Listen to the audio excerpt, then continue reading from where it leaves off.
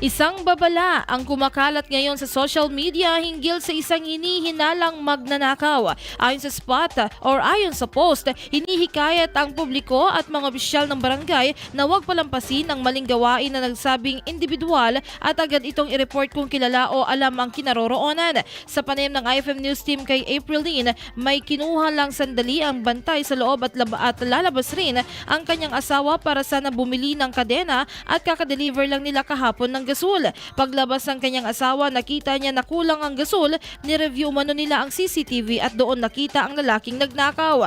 Nagbabala rin si Aprilline na maaaring ibenta ng suspek ang mga ninakaw na gamit, kaya pinayuhan ang publiko na mag-ingat at maging mapanuri sa mga bibilhan. May inaalok na pabuya para sa sino mang makapagbibigay ng mahalagang impormasyon ukol sa pagkakakilanlan at tirahan ng suspek. Patuloy ang panawagan para sa kooperasyon ng komunidad upang matigil ang ganitong uri ng krimen.